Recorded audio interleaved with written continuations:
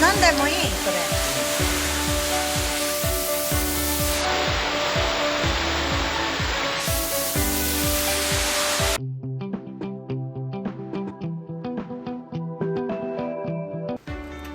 Hello everyone!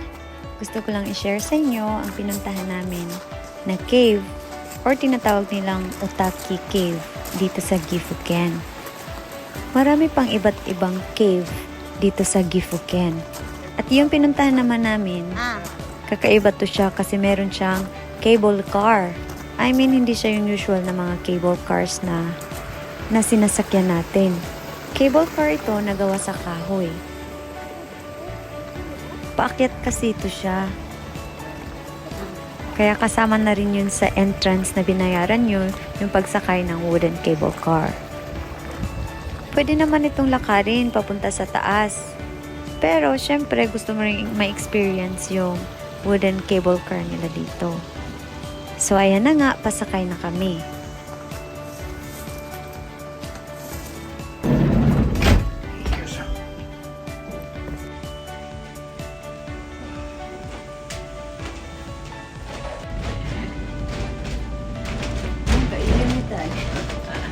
Iyonみたい。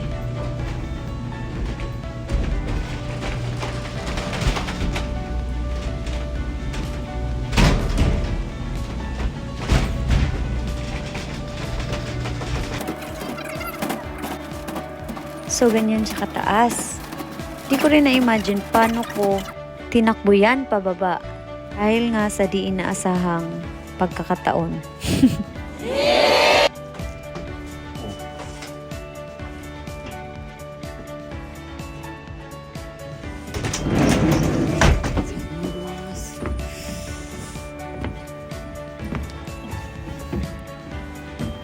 Ayan, papunta na kami doon sa may entrance. Alam niyo, hindi ko talaga ma-imagine na ganito ang entrance niya. Tingnan mo, para lang siyang tunnel. Tunnel na napakahaba. At ang kitid ng daan. Char. Alam niyo yung pagpasok sa loob niyan, napakalamig niya, guys. Lamig niya, guys. Grabe, parang wala lang. Tapos, mahaba pala dito.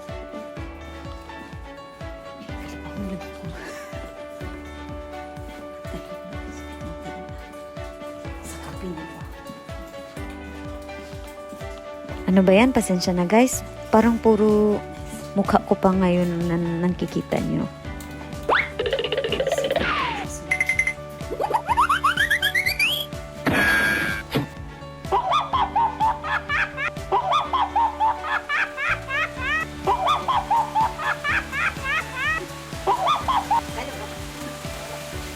Pangalawang beses ko na pala itong na-experience.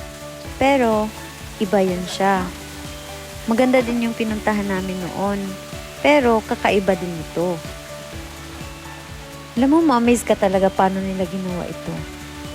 Akala mo wala lang, pero pagpasok mo, ang ganda, guys. May mga tao din pala dyan na nauna din sa amin.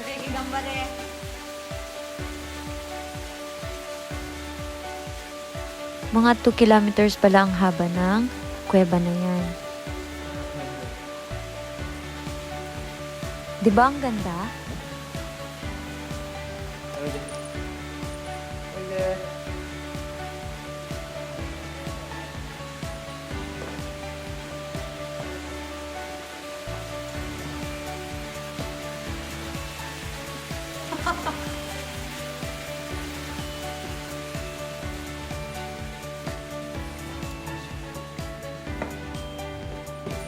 So, ito yung makikita niyo sa loob.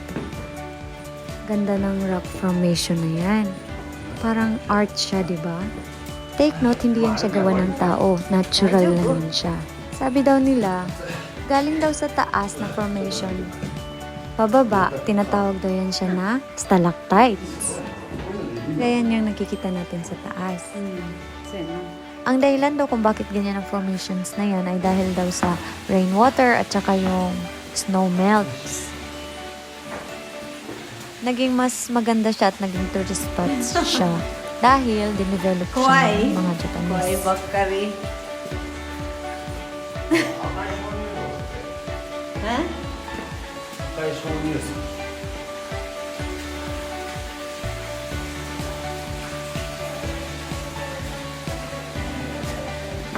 私先に行こう。いやいや、ほら、なんか冒険するみたいで楽しいじゃん。そうよ。もうアドベンチャーだよ。すごいやで、ほら。怖い怖いは男じゃないやで。強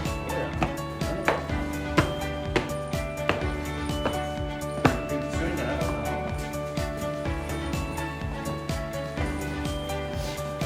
ゆっくり滑るな。 Dapat dahan-dahan lang talaga sa paglalakad kasi medyo madulas ang daan.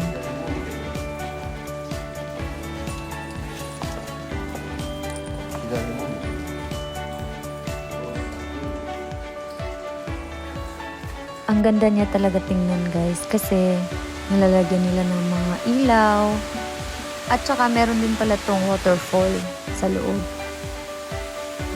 At ito daw yung pinakamataas na waterfall sa mga caves dito sa Gifuken.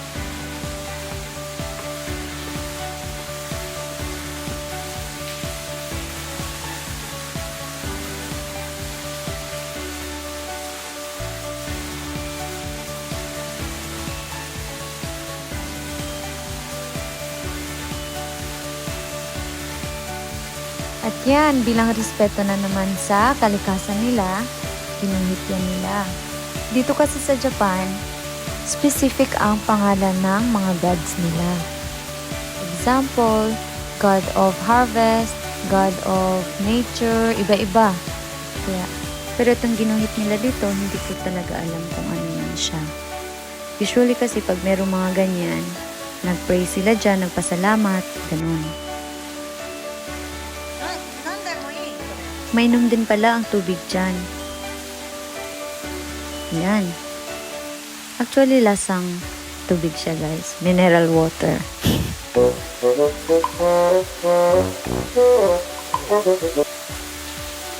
So, ang daanan na naman dyan ay pataas.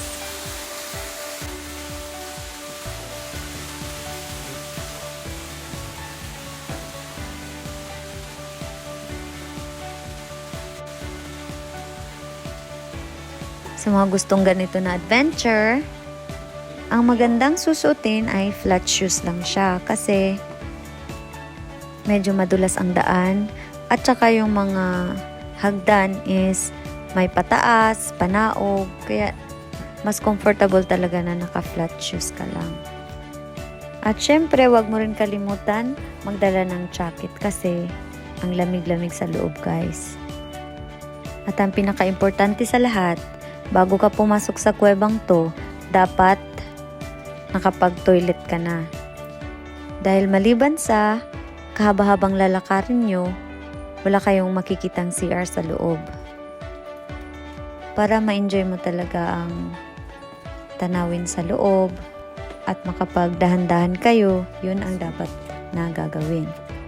Yung nakikita nyo na naman dito na formation, galing sa baba, pataas, yun ang tinatawag na stalactite.